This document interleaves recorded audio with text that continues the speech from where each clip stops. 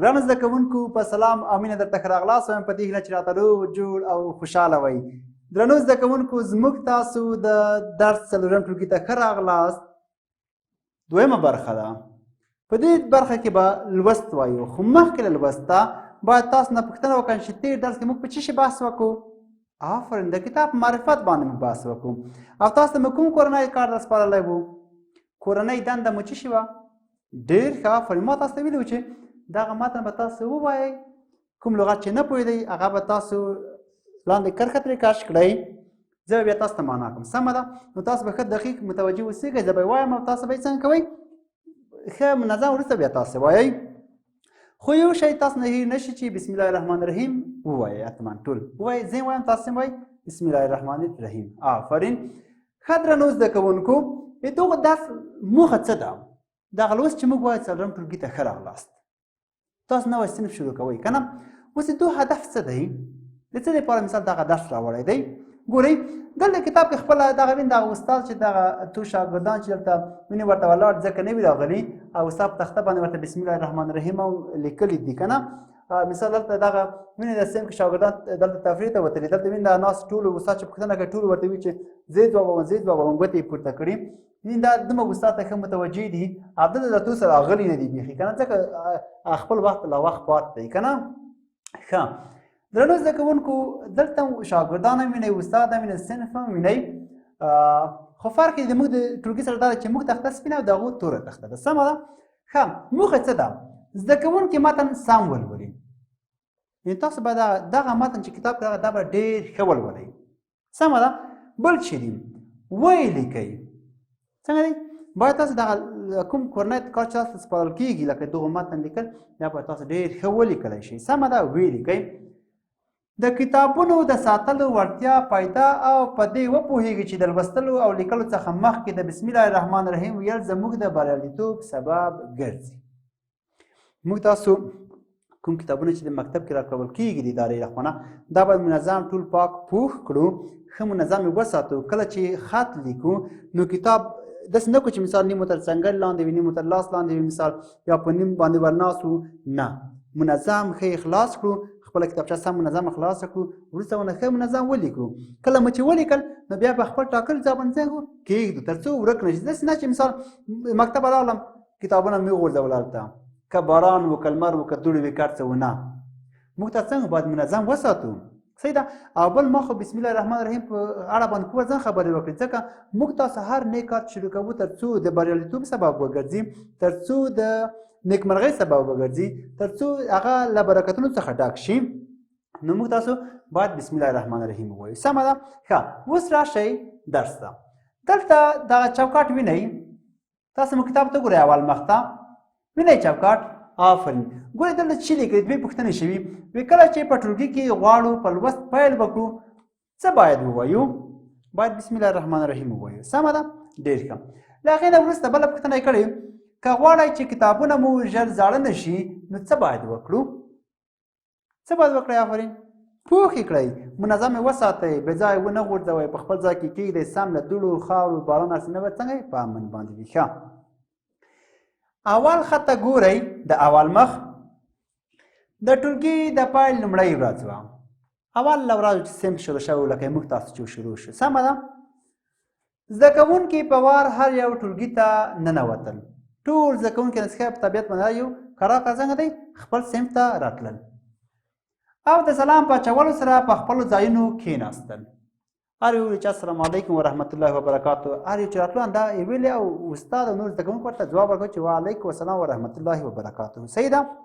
ښه، د روغبړ څخه وروسته ښوونکي داسې وویل. کله چې ټولو ستړې ماشې وکړه، روغبړ یې وکړو، احوال پرسي یې وکړه، نو بیا استاد داسې ویل. څه ویلي استاد؟ اوس به خپله وایو. ښه، ګرانو زده کوونکو، څلورم ټولګي ته ښه راغلاست. زه به تاسو ته لکه ما چې په اول کې ویلې څلورم ټولګي ته ښه راغلاست زده کوونکو که نه؟ یعنې تاسو نوی راغلي د صنف ته ما تاسو ته ښه راغلاست ویل چې تاسو بخیر راغلی. ښه، خوشحاله یم چې سږ کال هم تاسو په خپله زده کړه کې زیاته کوښښ وکړئ تر څو بریالي شئ.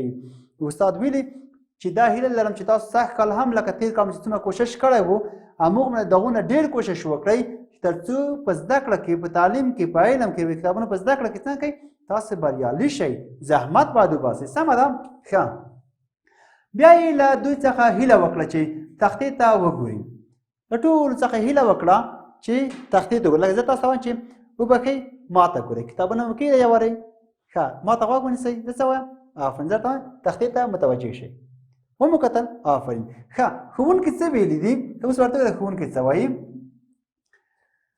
ټولو تختې ته وکتل چې شاګردانو تختې ته وکتل ښوونکي پوښتنه وکړه چې د تختې په مخ څه لیکل شوي دي دغلته یو شی لیکلي تاسو ته معلومیږي که نه کتاب مو ګورئ اول مخ شی لیکلي لکه دلته چې ما لیکلي چې دغه څه شي تاسو نه پوښتنه کوم آفرین چې لیکل شي بسم الله الرحمن الرحیم زلمي لاس پورته کړ او ویې ویل زما چې یو شاګرد و لاس یې پورته کړ چې استاد دلته څه لیکل شوي دلته لیکل شوي چې بسم الله الرحمن الرحیم صحیح ده زلمي لاس پورته کړ او ویې ویل بسم الله الرحمن الرحیم لیکل شوي دي ښوونکي وویل چې ډېر ښه او خپلو خبرو ته یې دوام ورکړ ښوونکي وویل چې آفرین ډېر ښه نو خپلې خبرې څنګه کړې باندې نه کړې خپلې خبرې نه جاري وساتلې سمه ده ښه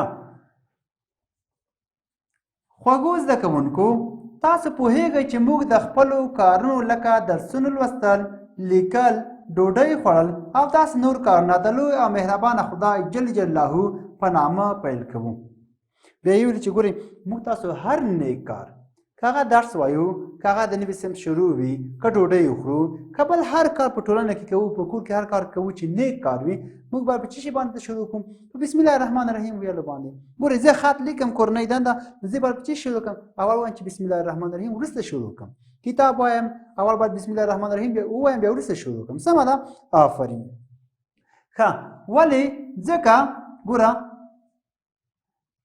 ځکه چې موږ تاسو دا کار چې دی دا له برکتونو او نیکمرغیو څخه ډک شي صحیح ده نن چې دلته ویلي نن چې ستاسو د لوست د پیل کول لومړۍ ورځ ده نن چې اول درس دی چې موږ تاسو شروع کړی دی پیل کړی دی خپل لوست د لوی او بخښونکي خدای جل جلاله په نوم سره پیل کوو څه وایو چې بسم الله الرحمن الرحیم وایو هر کار چې کوو باید چې نیک کار وي بسم الله باندې پیل کوو دا چې درس ویل نیک کار دی د کتاب شروع نیک کار دی د نوي ټولګي پیل کول نیک کار دی نو موږ تاسو د لوی خدای جل جلاله په نامه باندې پیل کوو چې بسم الله الرحمن الرحیم دی صحیح ده آفرین هیله ده چې لوی او بخښونکي خدای جل جلاله موږ ته دا توان را په برخه کړي چې خپلې زده کړې په ښه توګه ترسره کړو نو دی له خدای څخه هیله کړې چې خدای پاک نه هیله لري چې موږ تاسو ته دومره توان او دومره ځواک او دومره قدرت را په برخه کړي چې موږ د خپل کارونه په ډېره ښه په لویه سینه په ښه ارام ذهن او په قوي اراده باندې ترسره کړو سمه ده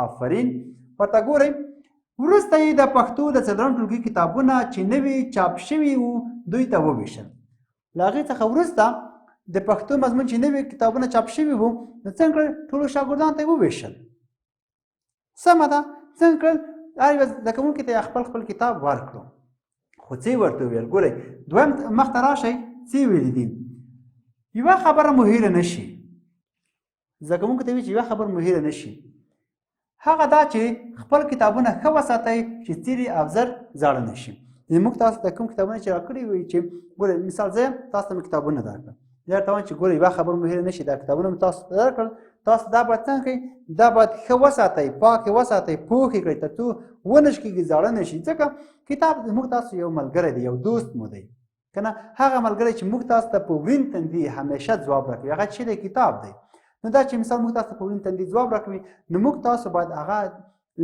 داسې نه کړو چې هغه وش کړو هغه زوړ کړو که نه ځکه موږ تاسو ملګری دی موږ تاسو ښه دوست دی پوه شوئ په آفرین ګورئ له سره زه یې وایم تاسو غوږ ورته ونیسئ د ټولګي د پیل لومړۍ ورځ وه زده کوونکي په وار هر یو ټولګي ته ننوتل او د سلام په اچولو سره یې په خپلو ځایونو کېناستل